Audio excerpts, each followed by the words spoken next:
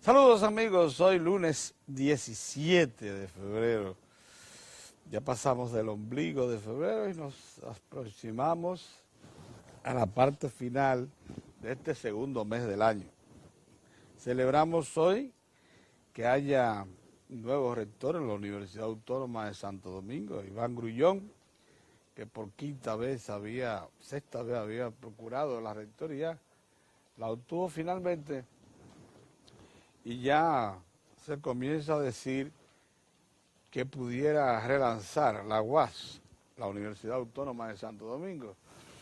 Y ya eso sería de extraordinario valor. Lo que es difícil que pensar que eso materialice, porque habiendo sido sustentado por las mismas fuerzas que han manipulado y han distorsionado la operación de ese centro de estudios del Estado, mantenido por el Estado, preservado por el Estado, construido por el Estado, que no busca beneficios, por tanto es gratuito, en la práctica es gratuita la enseñanza en la Universidad del Estado.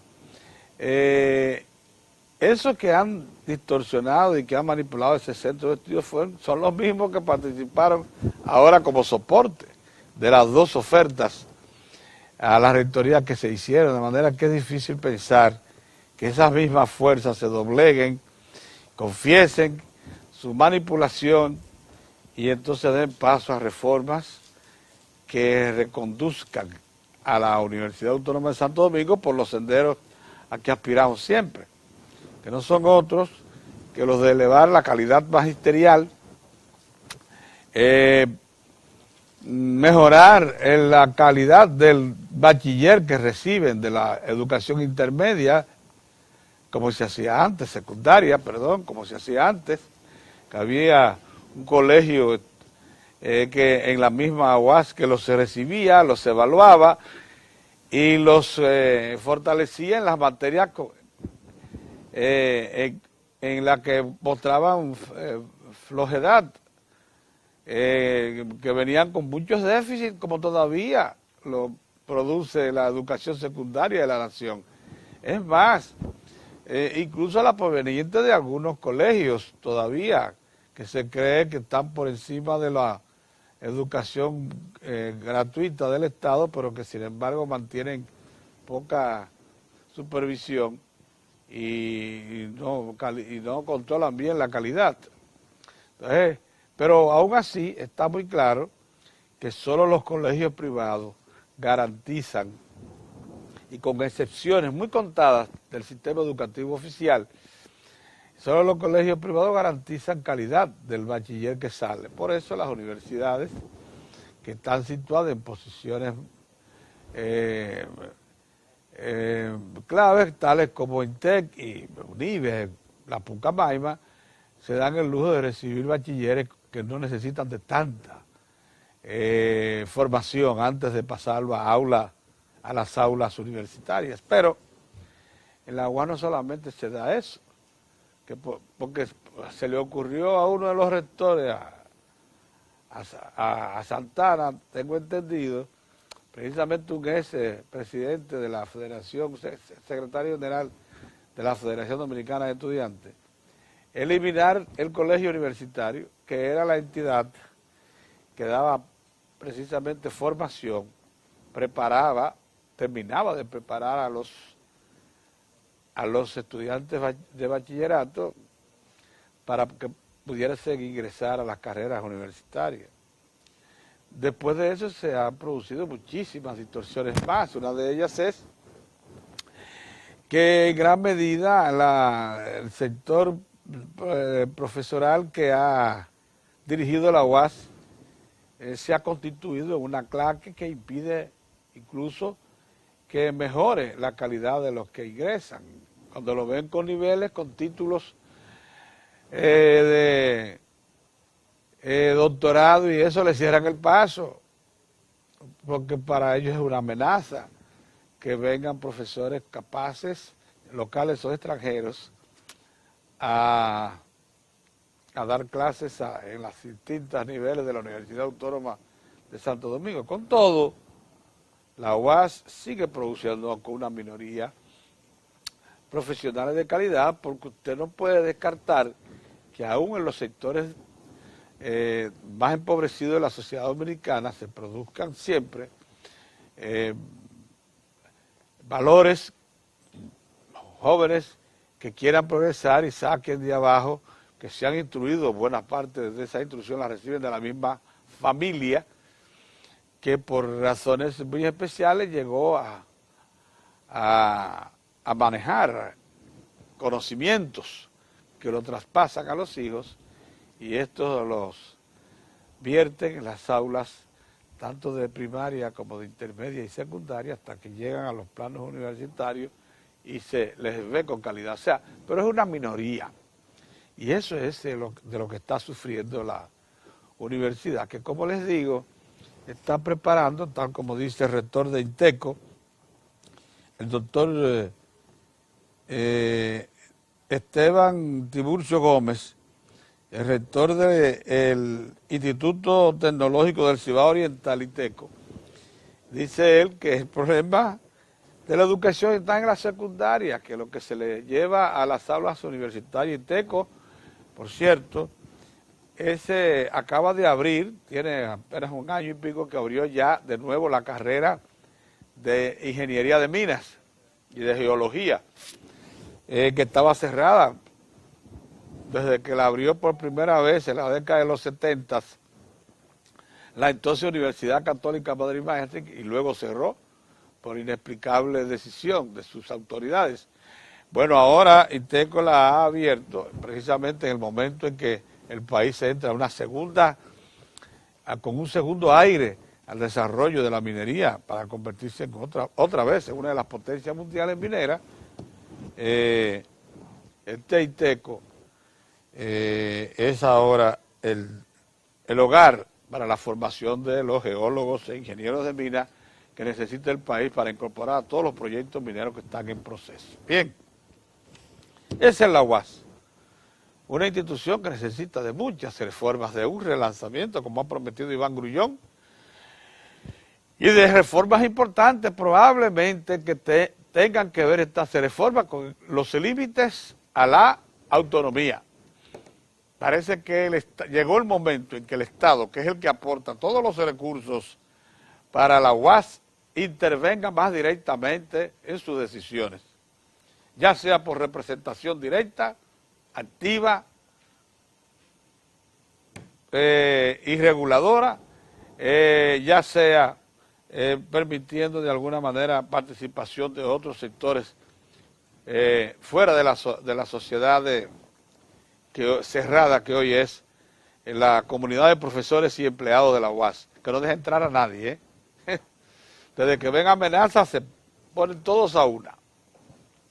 Entonces, de alguna forma, el Estado, que es el que está poniendo su dinero, que es el que ha construido 8 universidades, aquí hay 8 UAS por todo el país, de primera categoría. Esa misma, la Autónoma de Santo Domingo, la de la capital, tiene una de las infraestructuras, o sea, edificaciones más completas y modernas de América Latina. Lo único que le falta es aprovisionarla de laboratorio de última generación y de un profesorado de más alta categoría, para lo que tiene que hacer acopio sin duda alguna de refuerzos del exterior, aprovechando que por ser la primera universidad en el Nuevo Mundo, o sea, en las Américas, esta universidad tiene oportunidades de pactar con universidades muy calificadas de la misma América Latina y de Europa y de otras partes del mundo, para atraer profesores de refuerzos que sean los que mejoren, eleven la calidad de la docencia en la Universidad Autónoma de Santo Domingo, cosa que se necesita. Por más que usted patalee y que allí se creen instrumentos de resistencia, como los hay, para mejorar la calidad profesoral, es la única manera que tiene el país de transformar la calidad de la educación superior. En este momento el Estado está experimentando, usted lo sabe muy bien, con el Community College de San Luis. Ese es un centro universitario, ahí se ingresa a partir del título de bachiller, o sea, son estudios superiores los que se emiten allí. Hay más de 20 profesiones ya técnicas de alto nivel en proceso. Pronto veremos ya la primera graduación. Pero allí eso está colmado de laboratorios, se ha hecho una selección estricta de profesores y eso es enteramente estatal, ¿eh? Es uno de los experimentos más interesantes que se realizan en el país. Porque aquí se ha dicho que el Estado no puede hacer nada bien, a pesar de que tienen el Banco de Reservas como un ejemplo concreto de que el Estado sí puede, y le puedo mencionar otras instituciones. Pero vamos a ver, el INTECO sin federación de estudiantes, lógicamente, sin federación de empleados, ahí no se puede sindicalizar, pero con un profesorado al servicio del Estado y con recursos suficientes para poder producir una camada técnico profesional que se incorpora inmediatamente a las necesidades del desarrollo económico del país. Vamos a ver. Bueno, queríamos también decir hoy lo siguiente. El presidente de la República estuvo ayer en Caballero, Cotuí, y allí proclamó que está interesado en darle a la gente de qué vivir antes que construir cosas. El argumento es el que caracteriza al programa de gobierno de Danilo. Él lo que está es recordando, a pesar de que va ya camino a sus 2 años de ejercicio, que ese es su norte, pero es un asunto que hemos percibido desde siempre. Por cierto, en una acción que complementa perfectamente la acción de los primeros gobiernos del PLD, tanto del 1996 al 2000, como del 2004 al 2012. Porque es que los primeros gobiernos del PLD se caracterizaron primero por terminar de abrir la economía y desregularla, a más de iniciar un proceso de integración y de incorporación al mercado mundial vía la globalización. Ejercitó hasta donde era posible, porque ya estaba muy desgastada y muy puesta en duda todo el concepto de privatización, ejercitó con una fórmula intermedia que es la capitalización. Por eso ustedes ven la ley eléctrica y el proceso de incorporación del sector privado a su sector eléctrico. Por eso ustedes ven el arrendamiento de toda la infraestructura azucarera del Estado, el arrendamiento de los aeropuertos y otras acciones. Y, lógicamente, que fue el caso también de Molinos Dominicanos y otras empresas del Estado que fueron a las que se incorporó el capital privado. Bueno, pero en el segundo periodo vinieron las ejecuciones concretas de obras grandes de infraestructura para llevar al país al reto de asemejarse siquiera a los países que están en el primer mundo y trazar una línea para alcanzar ese propósito. Grandes presas, grandes carreteras, organización más consolidada del Estado, principalmente del sector administrativo y del sector fiscal. Esas reformas del Estado que se iniciaron en el 2004 fueron trascendentes, esa mejora y en todos los planos de operatividad del Estado. El combate a la pobreza con el sistema único de beneficiarios y más luego el programa de solidaridad. Y, lógicamente, esas grandes obras que les mencionaba, como el metro, que dan ya la sensación a los dominicanos de que vamos caminos al progreso. Ahora bien, durante ese lapso, y eso lo advirtió Danilo, que es y con él muchos otros profesionales y políticos que lo acompañan dentro del PLD, porque una agrupación del tamaño del PLD no es univoca, no solamente tiene un discurso, tiene más de un discurso como en toda reunión humana. Y allí se proclamó bajo los auspicios de este político de raza, que es Danilo Medina, que también se necesita de políticas públicas que vayan claramente direccionadas a respaldar los medianos y pequeños, que vayan claramente a fortalecer las medianas y pequeñas estructuras productivas del país para que puedan incorporarse al gran cuerpo económico, para que no se vaya ahondando más la diferencia entre estructuras grandes y medianas y pequeñas. Y además, para pretender por esa vía corregir un problema grave de la sociedad dominicana. La República Dominicana es la nación de América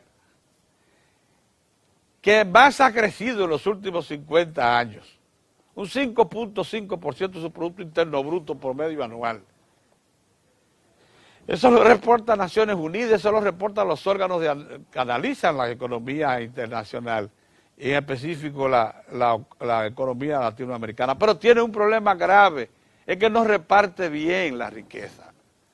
Es que deja un espacio muy grande de beneficio entre los que están arriba y los que están abajo. Un mecanismo que nunca se afinó, no pudo definirse con tiempo. Ahora, eso que lo ha advertido el presidente Danilo Medina, quiere corregirlo. ¿Cómo? Apoyando activamente las estructuras productivas micro y pequeñas y medianas. Ahora veo que dicen por ahí que el Banco Agrícola ya es una institución eficiente porque va a prestar este año, probablemente llega a 12,000 o más millones de pesos al campo, pero el Banco Agrícola, en el momento en que lo toma el actual gobierno, había prestado 8,000 millones.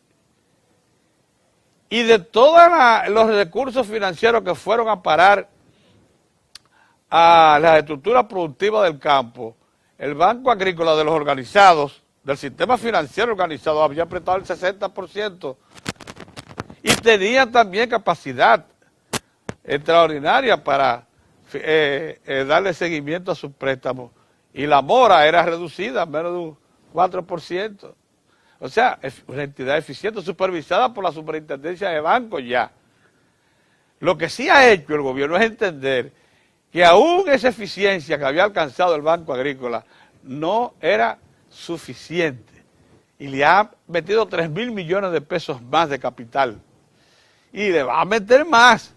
Y ha creado la banca solidaria para micros y pequeños. Óigame, una nueva banca del Estado, y ha fortalecido y orientado al Banco de Reservas para que siga prestando a las estructuras del campo.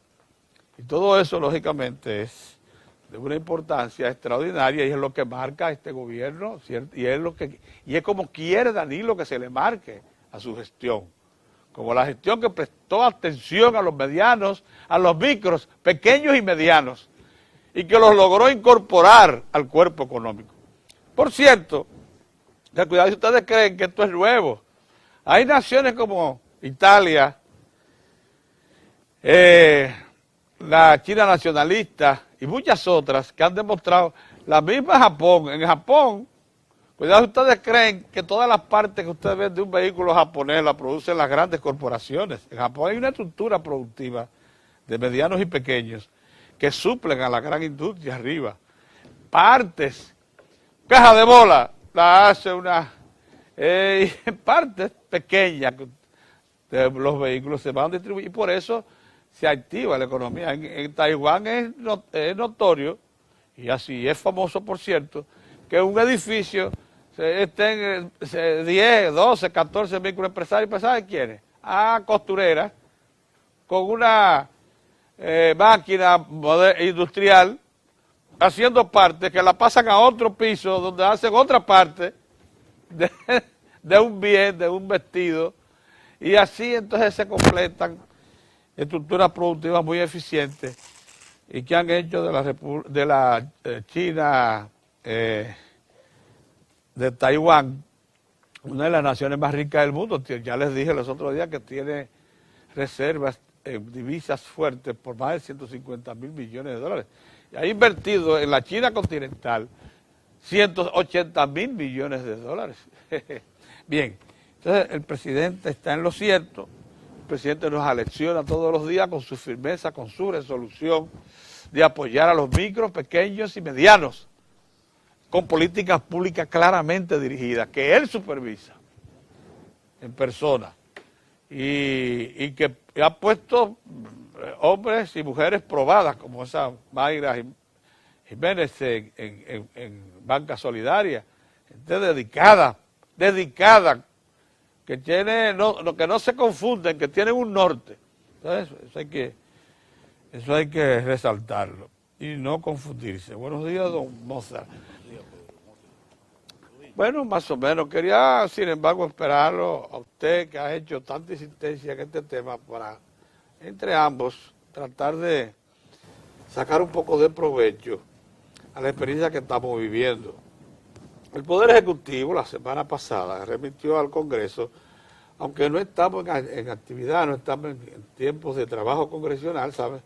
Pero evidentemente procura de que se vaya aireando la idea, un proyecto de ley que le permite incursionar ya a la Corporación Dominicana de Empresas Eléctricas del Estado en nueva generación.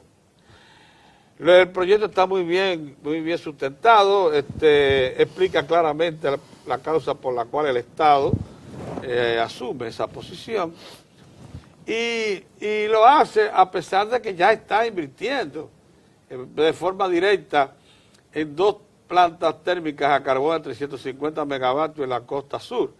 Lo único que, como dice la ADIE, precisamente en un comunicado entregado este fin de semana, o en declaraciones autorizadas de su presidente y director ejecutivo, el Estado está ya facultado por la propia ley de electricidad para invertir, porque es poseedor de las 3 distribuidoras, y las distribuidoras pueden por sí mismas construir hasta un 15% de la generación.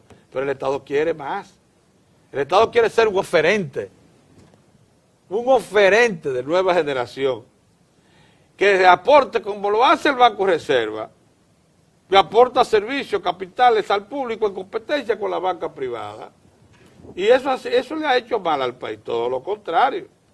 Entonces, la ADIE dice que el Estado no tiene derecho a eso, a hacerlo por su cuenta, que debió esperar que eso fuese una decisión del famoso consenso eléctrico que se expresa en la Estrategia Nacional de Desarrollo, y que, bueno, que está suplantando lo que ellos creen un derecho solo atribuible al sector privado. Bueno, buenos días. Buenos días, señores. Mira, yo en ese caso, lo primero es reconocer el legítimo derecho que tienen los tradicionales generadores de energía en el país a defender su espacio. Eso es lo primero que la gente tiene que notar. Esta situación no es una vocación por el amor a la patria y sus instituciones. Se trata de la expresión de un marcado interés de grupos económicos que desde hace mucho tiempo vienen tomando para sí ese importantísimo negocio de la generación y comercialización de la energía en la República Dominicana. El Estado dominicano, con todo su derecho, pleno derecho lo tiene, y parece que en ocasiones hay gente que no quiere entenderlo así, pues ha decidido, si se quiere, dar marcha atrás, porque recuerden ustedes, y siempre debemos tomarlo presente, que fue ese mismo Estado que en una ocasión, allá en el año 1996-97, decidió precisamente llevar al Congreso Nacional una legislación que le permitió al Estado prácticamente traspasar lo que era el control prácticamente absoluto del sector eléctrico nacional para darle participación activa a ese sector privado en la generación y comercialización de la energía mediante aquel proyecto que se denominó y que se ejecutó de capitalización en el subsector eléctrico. Eso le abrió espacio a nuevas inversiones por parte de la gerencia privada y eso lo hemos tenido desde entonces, hasta que el Estado comenzó a darse cuenta por la práctica, por lo que ha sido o lo que fue y lo que ha sido el resultado de ese primer paso, que sencillamente ese sector privado se colocó en una distancia de amplia ventaja frente al Estado Dominicano, y encima de eso, de una gerencia que no fue capaz de aportarle al sistema eléctrico nacional la generación que reclama la población y que reclama el propio sector productivo nacional. Desde entonces y desde hace mucho tiempo nosotros venimos arrastrando un gran déficit en el subsector eléctrico, un gran déficit, hasta el punto que se conoce de un decreto de la presente administración del gobierno, donde hace la advertencia en algunos de sus considerandos de que si no somos capaces de agregar a la demanda, a la oferta eléctrica, alrededor de 2.200, 2.500 megavatios adicionales en el 2016, hasta el 2016, pues estamos en peligro de un verdadero colapso del sistema eléctrico de la República Dominicana. Y en consecuencia el Estado, al ver la forma en que el sector privado no incorporó prácticamente nada en materia de oferta eléctrica, y por el contrario, el Estado ha venido desangrándose, teniendo que aportar alrededor de $1.000 millones todos los años, con una deuda que se hace eterna, pagando incluso una energía que no recibe, con plantas apagadas.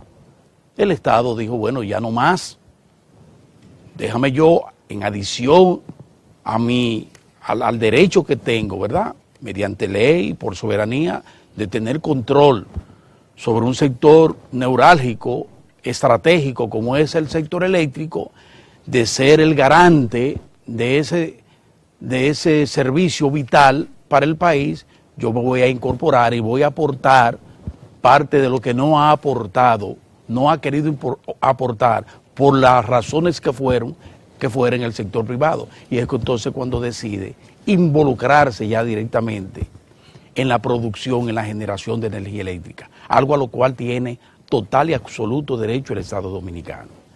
Pero yo lo que digo es lo siguiente: esta gente de la ADIA que viene usufructuando el gran negocio de la energía eléctrica, ya les decía a ustedes lo que nos cuesta a nosotros, a todos los contribuyentes, mantener el estado de situación por la que atraviesa el sector eléctrico, de déficit en el suministro terrible, con apagones, pero encima de eso una cuota que le ha acarreado al Estado múltiples problemas, hasta el punto que es ahí donde está la principal causa del déficit de nuestras cuentas nacionales, de nuestro presupuesto, precisamente porque hay que sacar recursos que el Estado Dominicano no tiene, quitárselo a otras áreas para aportarlo a ese barril sin fondo que es el subsector eléctrico.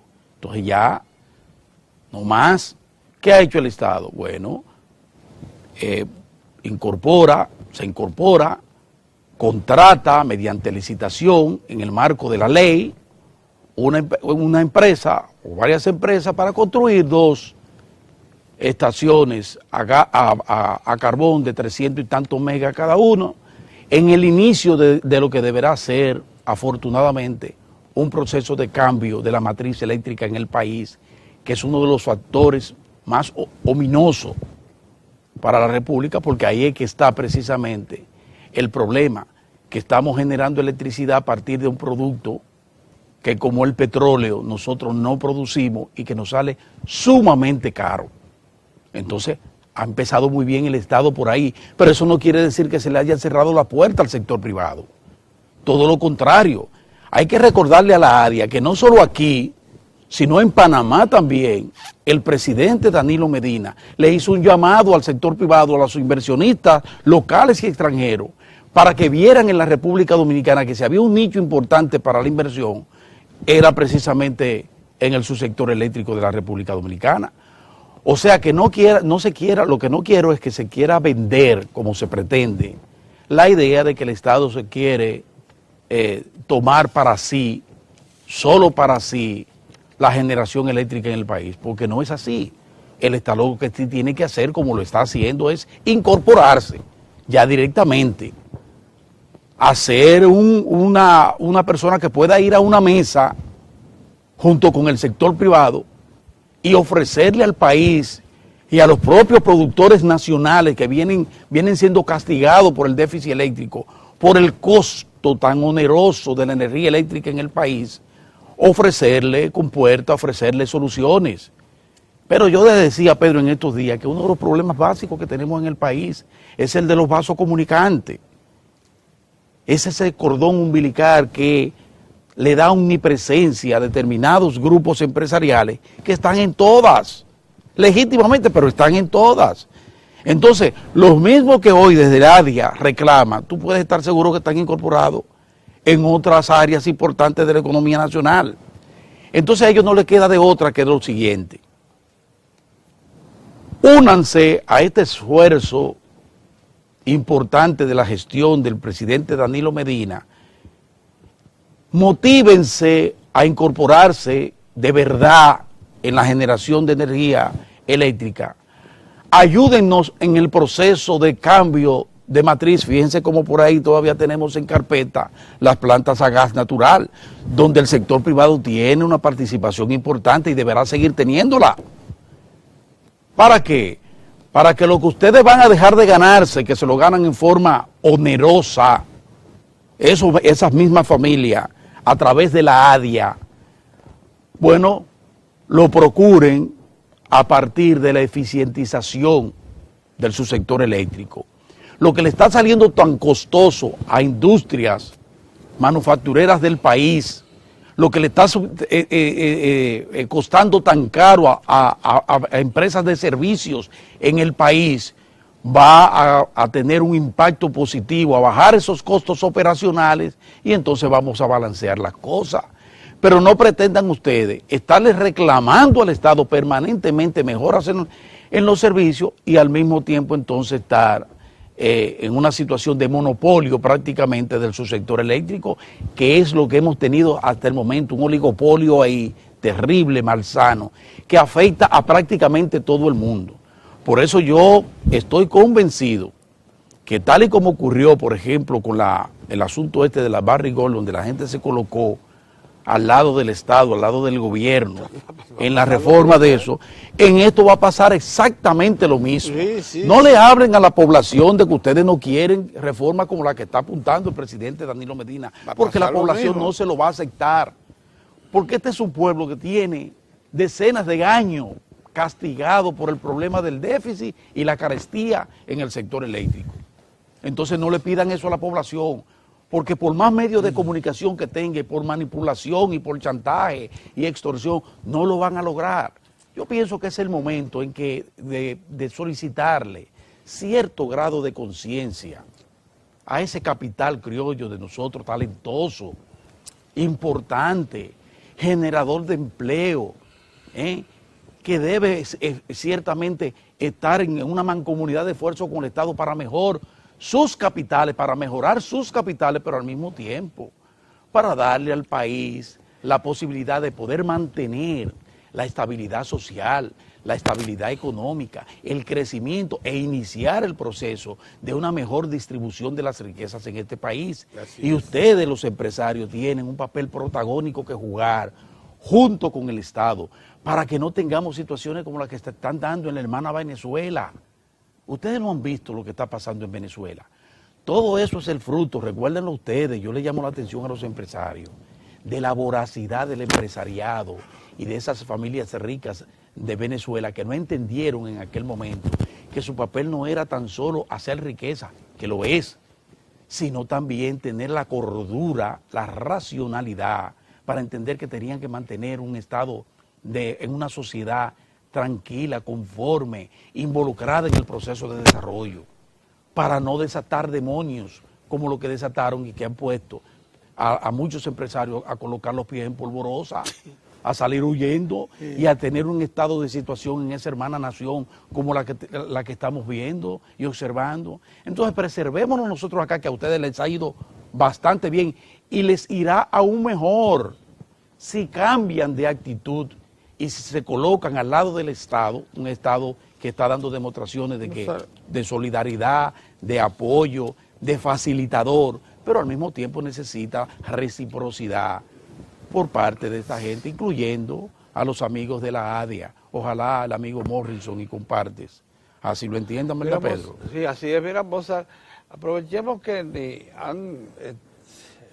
están cediendo su espacio. A Tineo lo llamaron para una reunión. Tanto don Orión como Tineo. Y Orión estaba medio quebrantado. Sí. Sí. Mira, aprovechemos que no tenemos que compartir esos dos espacios para entrar un poquito en profundidad en el tema eléctrico. Bien. Mira, la declaración de Morrison en representación de toda la industria eléctrica privada es bastante amplia y deja una serie de planteamientos en el aire que deben precisarse. En primer lugar, recuerda que el Estado está autorizado, así lo dice, ya lo referí, a que pueda invertir en nueva generación vía el 15% de que dispone para llenar la demanda vía las 3 distribuidoras.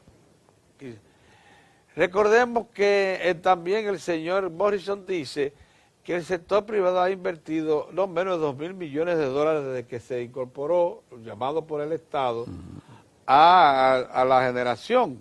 Acuérdense que la Corporación Dominicana de Electricidad era un monopolio y que son una ley especial, había permitido hasta ese momento, hasta el 1997, que algunas empresas se convirtieran en suplidores especiales y ubicados en zonas específicas, que fue el caso de Smidenron, compañía de electricidad de Puerto Plata, compañía Macao. Sí. Bueno, 2 o 3 que producían muy poco. Pero esos $2.000 millones realmente no han sido suficientes y es lo que plantea el proyecto de ley que remite el Poder Ejecutivo al Congreso y ya se introdujo por el Senado de la República para recoger un déficit acumulado histórico de más de 40 años. El problema está en que en este momento cualquier análisis que hagan las autoridades en cualquiera de los estamentos que dominan el subsector eléctrico y lo orientan y lo regulan, se cae en la cuenta que es necesario para el año 2016, disponer de 2.500 megavatios más. Eso es todo. Nuevos. Eso es todo. Y que esos $2.000 millones, a pesar de que el señor Morrison dice que en los últimos 3 años se han incorporado 500 megavatios nuevos, no fueron suficientes. Y les voy a advertir una cosa. El Estado está siendo muy considerado con el sector privado. Para que lo sepan. Les voy a poner 2 ejemplos concretos. Número 1, el Estado tomó toda su infraestructura de generación y la capitalizó. ¿Qué significó capitalizar? Que llamó al sector privado que se interesó en el asunto mediante licitación. Sí, claro. Le vendió el 50% de su infraestructura de generación, en ese momento valuada a precios razonablemente bajos porque estaba en crisis. Claro. Estaba muy en crisis, el sector no estaba en sus buenas y por tanto el precio de evaluación resultó ser por debajo del real, porque estaba afectado por el entorno de crisis. Y después de darle participación en ese 50, por ley le entregó la gestión. Se la entregó, claro. Sin ninguna participación del Estado. El Estado lo que tiene es un miembro en los consejos de administración de Gejaina y Ejeitaba, las 2 generadoras que crea la ley. ¿Cómo escucha? Que es un escucha, que no toma capacidad, no tiene capacidad de decisión. A pesar de ello, el Estado ha mantenido, que se estableció el sistema de capitalización, la propiedad de sus 50% claro, cada uno. Incluso cuando se hacen nuevas inversiones, que es una cosa que tiene que reconocer el sector privado, el Estado está presente con su 50%. De manera que se mantiene el 50% de la propiedad. Pero yo les voy a decir una cosa, el Poder Ejecutivo pudo, en vez de enviar ese proyecto, introducirle la siguiente formulación al proyecto, y no está violando nada, la de recuperar la capacidad de decisión del Estado en las empresas generadoras y compartirla y hacer en los consejos directivos. Sí, claro. Pudo haber hecho eso. Y hacer que los consejos estén compuestos de manera más equitativa en relación directa a la propiedad. Que lo han planteado eso varios técnicos. Primera cosa sí, que pudo claro. haber hecho el Estado. Segunda cosa, el sector privado dice que ha invertido 2.000 millones. Yo les garantizo a ustedes, y el Estado no ha querido hacer el esfuerzo porque probablemente no se lo quiera sacar en cara. No se ha hecho un levantamiento. Que para entre precisar. empresas hidroeléctricas, oigan esto, que ha emprendido el Estado del 1997 a la fecha. La autopista eléctrica de a 345 kVA, los anillos de circunvalación, o sea, la elevación no solamente a 345 de la transmisión, sino a 168 kVA. Las subestaciones, la línea de distribución, la nueva generación. ¿Quién ha aportado eso? Yo les doy la garantía a ustedes que duplica la inversión del sector privado, el Estado. O sea, que usted está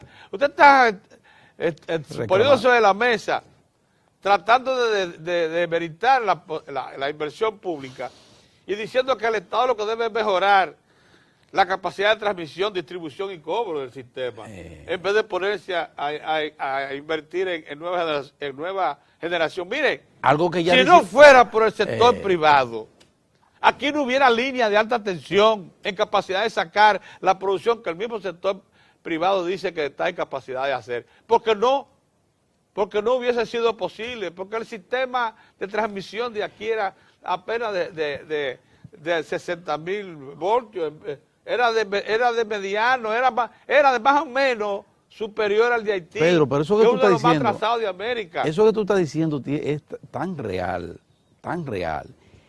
que yo soy de lo que plantea que ese cambio de actitud en el Banco Mundial, del BID, del Fondo Monetario Internacional, en torno a lo que hay que hacer en el subsector eléctrico, tiene sustento precisamente en ese esfuerzo que ha hecho el Estado. Entonces, donde esos organismos ya le reconocen al Estado. Una sola de las hidroeléctricas cualquiera, sí, es más que la inversión que ha hecho cualquiera de los grupos privados extranjeros o locales que están aquí.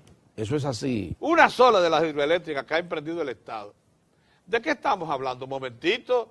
Es más, yo le solicito a la Corporación Dominicana de Empresas Eléctricas del Estado que sume las inversiones que ha hecho o sea, la empresa es que nada de eso eso no se ha auditado tampoco, Pedro, nada de eso. La empresa hidroeléctrica, eso no se ha auditado. La de transmisión, la empresa hidroeléctrica, las 3 distribuidoras, la propia CDEE, para que vean que el Estado ha invertido más, ha duplicado la inversión del sector privado. Esa es la realidad. Y otra cuestión que debe quedar clara, porque cualquiera creería que no se ha hecho, tampoco no se ha apuntado a la zona. Aquí se ha reducido muchísimo las pérdidas técnicas, que eran elevadísimas. Y se ha mejorado la cobranza pero también. notablemente se ha reducido las pérdidas técnicas y se ha mejorado la cobranza.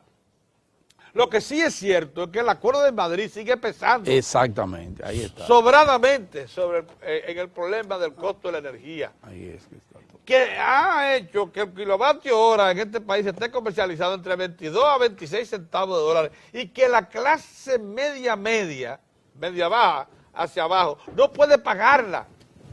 No puede montar un aire en una sociedad como la nuestra, calurosa, situada en el mismo medio del Caribe. Entonces, miren una cosa, y que además tiene un precio de energía que está fuera del alcance de los trabajadores, de esos que ganan 8 o 10 mil pesos.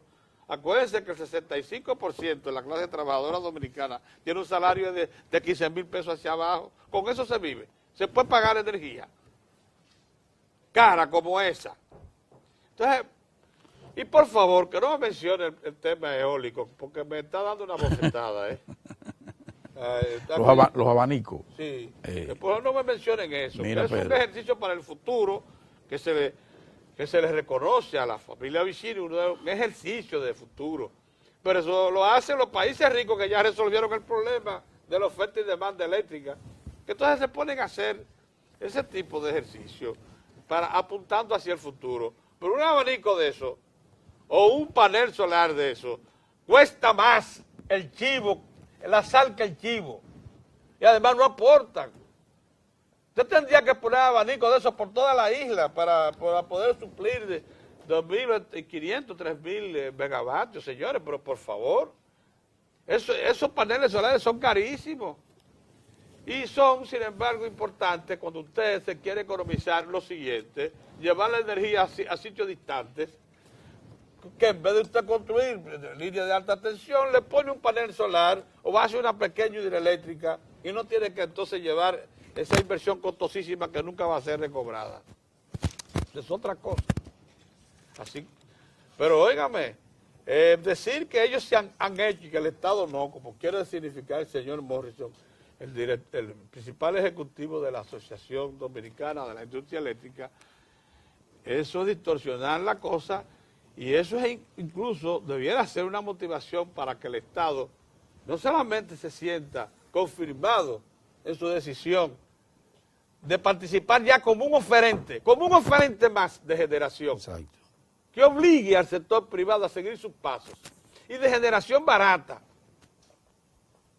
que la venda, que la ponga al mejor postor, que la lleve al mercado eléctrico. Ustedes van a ver que si se aplica la ley y se cumple con los desarrollos que ha propuesto el Estado, no va a haber más remedio que darle privilegio a la generación de más bajo costo, que es la que viene por ahí con el carbón, y que es la que viene por ahí con las plantas, con las centrales a gas natural que deben venir.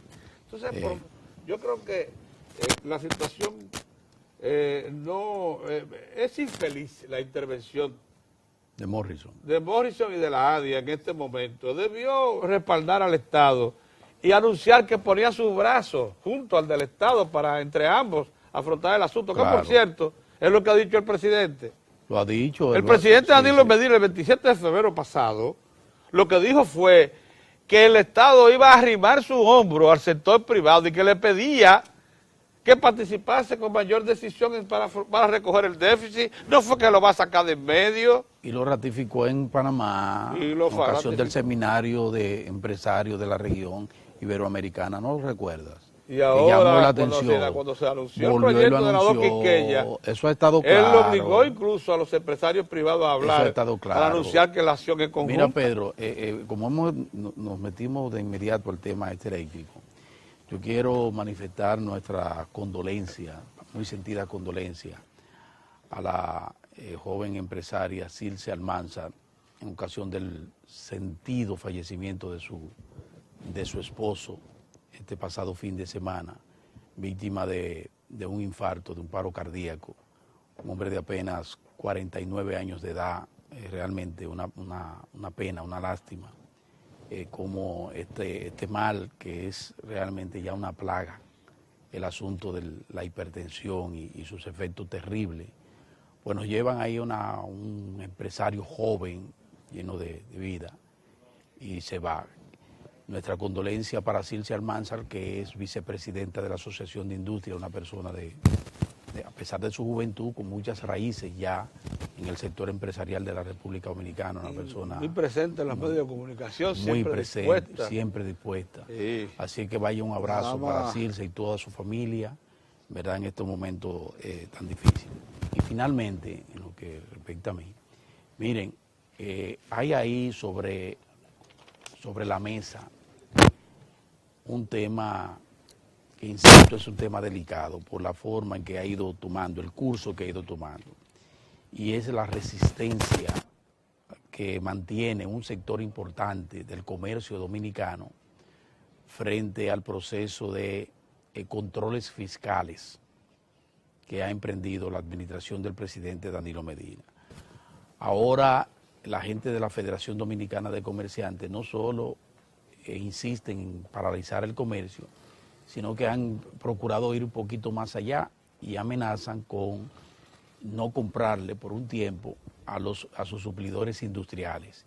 Y lo dicen en forma realmente increíble e irresponsable, que con eso lo que buscan es sumar a la industria nacional a que se arrime a su causa, a su despropósito, que no es otro que el de retener recursos que no le pertenecen, como es el de los impuestos en negocio que venden más de 39 millones de pesos al año y que por ley tienen que remitirle eso al fisco y no lo hacen, se quedan con ese dinero del impuesto.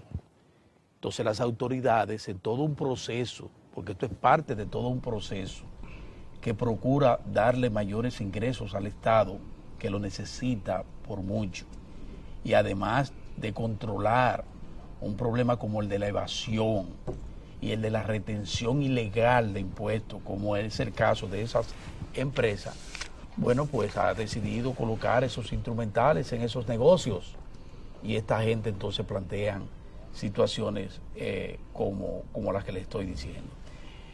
El empresario José Luis Corripio, don Pepín Corripio, tuvo una intervención interesante precisamente sobre el tema. Dice don Pepín que él entiende que el Estado dominicano, que el gobierno debe flexibilizar y que debe llegar a una especie de acuerdo, pero que involucre a todos, porque él dice que efectivamente todos debemos pagar, pero que se flexibilice. Ahí yo no entendí el juego de palabras, porque él dice, sí, hay pero todo, en el fondo él dice que hay que cumplir con la ley. Hay que cumplir, pero hay que cumplir, pero flexibilizar. Flexibilizar. Lo que quiero saber en qué consistiría, de acuerdo a una persona como don Pepín, flexibilizar, porque el Estado ha sido claro en el sentido de hacer cumplir la ley, la misma ley que le aplica a don Pepín, y don Pepín cumple de pagar sus impuestos y de mandar al fisco los impuestos que le corresponden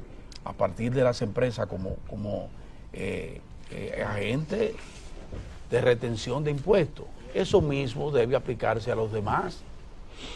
O sea, la flexibilidad, ¿en qué sentido? Yo lo que quiero es que, como se trata de una voz tan alta como la del señor Corripio, bueno, pues que eso se esclarezca, porque el manipulador de Iván García pudiera tomar esto también como parte de sus andanzas y sentirse entonces de alguna manera respaldado por un hombre como Pepín, que en nada, absolutamente nada, va a colocarse de espaldas a la ley. No, y que lo que hace es reconocer que el Estado está en su derecho de procurar el hacerlo, cobro. pero es bueno aclararlo. O sea que ellos van a llevar mañana, me parece, la gente de Iván va a llevar una nueva propuesta, pero van a ir con el mazo en la mano, porque ellos dicen, bueno, vamos a llevar nuestra propuesta. Si no aceptan, volvemos a paralizar, volvemos a quitarle por día 1.500 millones de pesos al Estado dominicano, pero además ahora no le vamos a comprar a nuestros suplidores para que las empresas industriales se vean obligadas a pertrecharse junto con nosotros. Dice Pepín que pudieran hacerlo, pero por unos días nada más. Dice Pepín, ellos pueden hacerlo, pero eso dura unos días.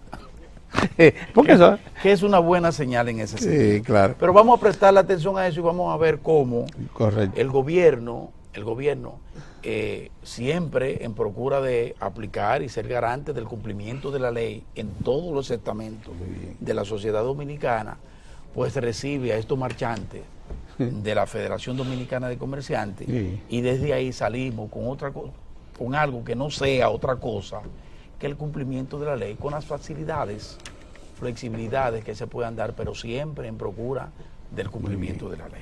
Miren, señores, desde que se produjo la sentencia 168-13 del Tribunal Constitucional hace más de 3 meses, este espacio diario del 4 ha abierto los lunes, todos los lunes, un espacio para el análisis de los orígenes de la nacionalidad dominicana, de los límites de su soberanía. Ha tratado de volver al análisis histórico de nuestra nacionalidad y del origen del pueblo dominicano. Con nosotros se encuentra hoy el licenciado William Páez Piantini, embajador, y un hombre de experiencias en muchísimos planos de la sociedad dominicana, un historiador, un conocedor también de los orígenes del pueblo dominicano. Queremos reparar en estos aspectos fundamentales para que el entorno en que se produjo esa gran decisión del Tribunal Constitucional sea mejor comprendido por la sociedad dominicana. Dentro de un momento vamos a hablar con William Páez Piantini, un colaborador incluso de esta institución, porque ha venido a más de un espacio aquí y que en esta ocasión se pone a disposición de Diario del 4. Regresamos.